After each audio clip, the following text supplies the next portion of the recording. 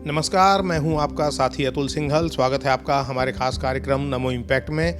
दोस्तों, कार्यक्रम नमो इम्पैक्ट में हम मोदी सरकार की नीतियों पर चर्चा करते हैं और ये समझने की कोशिश करते हैं कि इन नीतियों का कितना लाभ लोगों को मिल रहा है, क्योंकि प्रधानमंत्री नरेंद्र मोदी ने अपने 9 साल के कार्यकाल में बहुत सारे नारे दिए, बहुत सारी नीतियाँ लागू करी, बहुत सारी योजनाएँ बनाई हैं।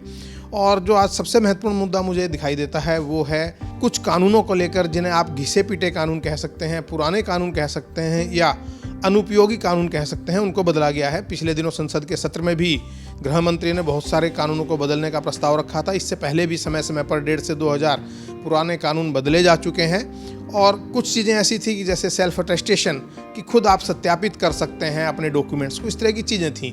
तो हमारे साथ हैं सुप्रीम कोर्ट के अधिवक्ता शशांक देव सुधी जी। हम उनसे जानेंगे कि मोदी सरकार का फैसला कितना लोगों को लाभ दे रहा है। बहुत बहुत स्वागत है आपका हमारे इस कार्यक्रम में शशांक जी। ये बताइए कि ये जो फैसले किए हैं लगातार, और ये कहा जा रहा है कि 3-4 हज़ार पुराने कानून ख़त्म कर दिए गए, उनमें से बहुत सारे कानून ऐसे थे जो राज्यों का विषय थे, या तो उनको किस प्रकार से बदला है और उनका क्या फ़ायदा आपको दिखाई देता है? देखिए, मोदी सरकार के आने के बाद कानून में बहुत बड़ा परिवर्तन आया है। और पिछले वर्षों में, जैसा आपने खुद कहा, कि कई पुराने कानूनों को ख़त्म कर दिया गया। मैं आपको बताना चाहूँगा कि ऐसे सेंट्रल एक्ट 58 लॉज हैं जिनको मोदी सरकार ने ख़त्म कर दिया, और करीब करीब 2000 ऐसे एक्ट, लॉ, रूल्स हैं जिसको आइडेंटिफाई किया गया है स्क्रैप करने के लिए। तो निश्चित रूप से मोदी सरकार के आने के बाद कानून में एक बहुत बड़ा परिवर्तन आ रहा है। देखिए, NCLT जो हमारा जो कंपनी लॉ बोर्ड पहले था, अब NCLT हो गया, national company tribunal, law tribunal हो गया।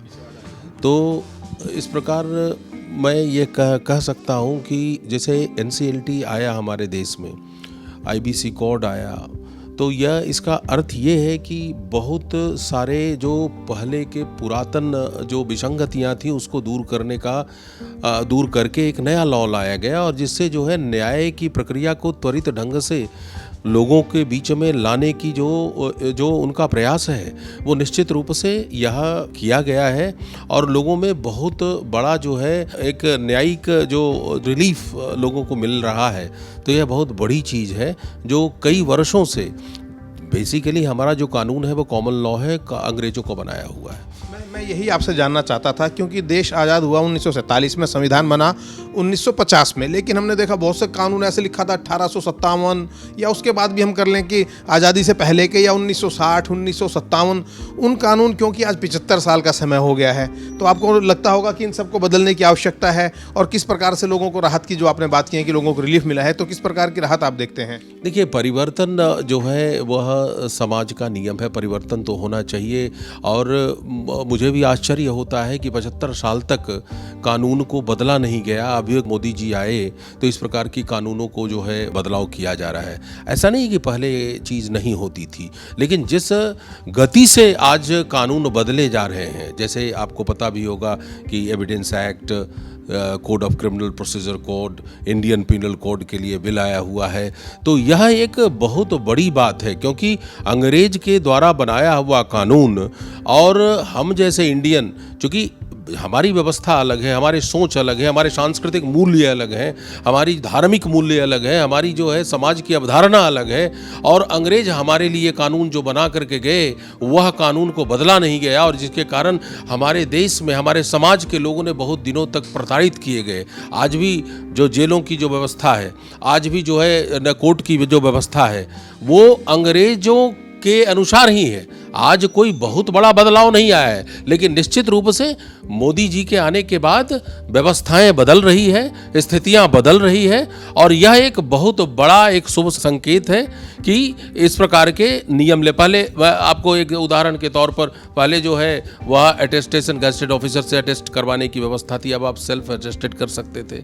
तो इस प्रकार की जो खाने पड़ते थे, पैसा भी देना पड़ता था, खासतौर से जो छात्र छात्राएं हैं उनको जाना पड़ता था कि कहाँ से उसको अटेस्ट कराएं। तो उसकी पहले क्या आवश्यकता थी, और अब अगर आवश्यकता पहले नहीं थी तो अब उसको क्यों बदला गया? मतलब उसके बारे में थोड़ा सा आप विस्तार से अगर बताएंगे तो बेहतर है। मैं आपको बताता हूँ, जैसे आप अटेस्टेशन की बात करें, कोई भी फॉर्म भरने के लिए अगर कोई व्यक्ति अगर कोई यूनिवर्सिटी में चाहे कोई नौकरी के ऊपर जो है जाता था तो उसको एक गस्टेड ऑफिसर से अटेस्टेड करवाना पड़ता था, इसलिए कि गस्टेड ऑफिसर उसको जानता है, वेरीफाई किया है। तब कोई दूसरा आदमी मीन्स माने जो एम्प्लॉयर है उसको एक्सेप्ट करता था। कि मतलब फेक नहीं है डॉक्यूमेंट, इसको उसको सत्यापित करता था कि असल की प्रतिलिपि है, असल की प्रतिलिपि है। तो यह एक बड़ा दुर्भाग्य है कि भाई एक आदमी जो सर्टिफिकेट लेके जा रहा है, ओरिजिनल सर्टिफिकेट है, ओरिजिनल सारी चीज़ें हैं, उसके बाद भी उसके क्रेडेंशियल को क्वेश्चन किया जाए कि भाई ये सही है और सही नहीं है, तो निश्चित रूप से यह उसका एक बहुत बड़ा लोगों में बाधा थी, क्योंकि हर व्यक्ति को गस्टेड ऑफिसर नहीं जानता था।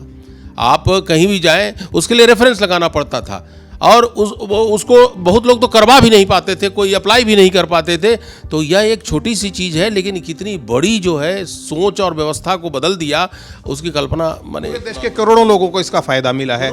और बहुत से कानून ऐसे थे जो अनुपयोगी, जैसे हमने बताया कि शायद हम कहीं पढ़ रहे थे कि बकरी चोरी हो गई, या उस वक्त के काल और वातावरण के हिसाब से वो थे कि पंपलेट को इकट्ठा करना है, युद्ध के समय, द्वितीय विश्व युद्ध के समय कुछ कानून बने होंगे, तो क्यों अब तक उनको ढोया जा रहा था वकील साहब? ये सबसे बड़ा चीज़ है ना कि जो न्याय के लिए जो मोदी साहब ने उसको सोचा, उसको अनुभव किया, चूंकि ये एक ऐसे हम्बल बैकग्राउंड से आए थे, तो जो बाधा इन्होंने खुद अनुभव किया, तो निश्चित रूप से as a prime minister of the country इन्होंने ही ब्रॉट अबाउट ए चेंज, और चेंज ही नहीं लाया, लोगों की मानसिकता को चेंज कर दिया। आज भारतवर्ष की जो स्थिति है न्यायिक व्यवस्था के ऊपर, आज लोगों का विश्वास बढ़ा है। मैं आपको बता देना चाहता हूं कि आंध्र प्रदेश में एक लॉ था जो इसमें मूछ रखने में, अगर आप मूछ अच्छे तरीके से नहीं रखेंगे तो उस पर आपको पेनल्टी लगेगा। तो आप बताइए, इस तरह की लॉ की ज़रूरत है आज देश में? तो उसको भी हटाया गया। तो आप इस प्रकार का जो लॉ है बड़ा, वो एक देखिए, आपको ये समझना पड़ेगा कि अंग्रेज यहाँ पर एक माइंडसेट लेकर के आए थे। उनका माइंडसेट कॉलोनियल माइंडसेट था, लोगों पर अत्याचार करना। आज स्थितियाँ बदल गई, हम 21st सेंचुरी में है, इस लॉ की ज़रूरत नहीं है। तो यह मोदी साहब ने बहुत अच्छा किया कि साफ कर दिया, ये जितने भी कॉलोनियल रूल्स हैं जो भारत के ऊपर अत्याचार कर रहा था उसको खत्म कर दिया, राजशाही को परिलक्षित करते थे। दूसरा, आपको ऐसा भी लगता है कि कुछ ऐसी प्रक्रिया चल रही है कि नए सिरे से लिखे जाएं कानून, या उनको आज के नए कानून लिखे जाएं, पुरानों में संशोधन करने की बजाय नए सिरे से कोई कानून की व्याख्या हो या उनको लिखा जाए? क्या कोई ऐसी प्रक्रिया चल रही है या आवश्यकता है? देखिए, ये आवश्यकता तो जो है जरूर है, क्योंकि देखिए जो हमारे यहाँ कानून है वो अंग्रेजों का बनाया हुआ, आज भी हम कॉमन लॉ को फॉलो करते हैं। तो निश्चित रूप से कानूनों की व्याख्या होनी चाहिए, न कि उस कानूनों का अमेंडमेंट होना चाहिए, क्योंकि फिर बात तो वही हो जाएगी। मेरा ये मानना है कि आप सारे कानूनों को रीराइट करें, उसकी व्याख्या अलग करें, क्योंकि हमारी परिस्थिति, भौगोलिक परिस्थिति अलग है, हमारी सामाजिक परिस्थिति अलग है, हमारी धार्मिक परिस्थिति अलग है। हम अंग्रेजों के परिस्थितियों से नहीं हम लोगों को रूल होना चाहिए, क्योंकि देखिए कॉमन लॉ ठीक है। आप ये एक बात बताइए कि कोई भी व्यक्ति अगर कोई इनोसेंट है तो पूरे सिस्टम को, जैसे मैं अगर मान लिया जाए मेरे ऊपर अगर पुलिस का FIR हो जाए तो मुझे जो है पूरा ट्रायल फेस करना पड़ेगा। तो कुछ एक ऐसा होना चाहिए जो शुरुआत में ही उस चीज़ को देख करके उसको खत्म कर दिया जाए। अब उसके लिए भी आदमी को पापड़ बेलने पड़ते हैं, एक कॉमन आदमी को। तो एक जरूरत इस बात की है कि एक होलिस्टिक एंड डायग्नोस्टिक अप्रोच लेने की जरूरत है, जिससे पूरे देश के कानून को एक अलग तरीके से लिखा जाए। हो सकता है इसमें समय लगे, हो सकता है एक दिन की तो बात नहीं है, लेकिन ये करने की जरूरत है, क्योंकि केवल उसमें इंसर्ट कर देना अमेंडमेंट मैं नहीं समझता हूं। जैसे मैं एक थोड़ा सा उदाहरण देता हूं, 498 दहेज प्रथा डाउरी एक्ट में लग गया। 498 पहले से था, अंग्रेजों ने बनाया था, लेकिन भारतीयों ने उसको 498A कर दिया, जो दहेज प्रताड़ना का केस होता है। देखिए कितना उसका मिसयूज हो रहा है। तो मतलब उसको देखने की जरूरत है, कितने उपयोगी जरूरत है। 498 आप देख लीजिए, तो उसी तरह से आप देख लीजिए जो नेग्लिजेंस का जो केस है, जैसे मान लिया कोई आदमी को, मान लिया मोटर व्हीकल चला रहा है, अगर कोई आदमी मर जाता है तो भाई थर्ड पार्टी इंश्योरेंस, वो आदमी को तुरंत बेल मिल जाता है। ये सारी व्यवस्थाओं को देखने की ज़रूरत है, और मैं समझता हूँ कि मोदी जी इस चीज़ को जानते हैं, एक अच्छे प्राइम मिनिस्टर रहे, कॉम्पिटेंट प्राइम मिनिस्टर रहे हैं, और देश की अस्मिता और देश की जो है गौरव के लिए लगातार अथक प्रयास कर रहे हैं। तो निश्चित रूप से न्याय के प्रति उनका ध्यान है, और जो भी जो भी स्थितियां हो रही है, जैसे मान लिया जाए कि आप देखिए बहुत सारे जो लाभ मिल रहे हैं, आज कोर्ट में एयर कंडीशन लगे हुए हैं, आज व्यवस्थाएं बहुत अच्छी हो गई, कानून भी बहुत अच्छे हो गए हैं। आपको लगता है, आखिरी सवाल, कि इससे जो है अब न्याय पाना आसान हो जाएगा? और ये भी लगता है क्योंकि जैसे चार्जशीट जल्दी फाइल करनी पड़ेगी, कुछ इस प्रकार के भी उसमें संशोधन लेके आए हैं, तो कुछ उसमें प्रक्रिया में तेजी आएगी? देखिए, न्याय जल्दी मिलेगी कि नहीं मिलेगी इसका तो मैं नहीं बता सकता हूं, लेकिन इतना बताना चाहूँगा कि परिवर्तन जब होगी तो परिवर्तन अच्छे चीज़ के लिए होती है। और निश्चित रूप से मुझे आशा जगी है कि अब कुछ न कुछ होगा, और जितने भी पीड़ित लोग हैं जो न्याय के लिए भाग रहे हैं, उनको कहीं ना कहीं से एक अच्छा जो है शुभ संकेत मिला है और मिलेगा।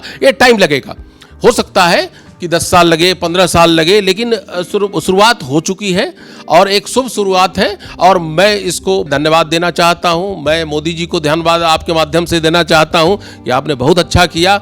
देश यही चाहता है, देश यही चाहता था, लेकिन आज तक 75 साल 77 साल में भी नहीं हो सका। यह मेरा दुर्भाग्य है कि मैं उस समय नहीं, लेकिन हाँ, अब मुझे बड़ा संतोष हो रहा है। और ये इसी के साथ मैं कहना चाहूँगा कि जरूर कुछ न कुछ अच्छा होगा, और मैं भगवान से प्रार्थना करता हूं कि अच्छा हो, और ये इसकी शुरुआत हो चुकी है। बहुत बहुत धन्यवाद हमसे बात करने के लिए शशांक देव सुधी, जो सुप्रीम कोर्ट के जाने माने अधिवक्ता हैं।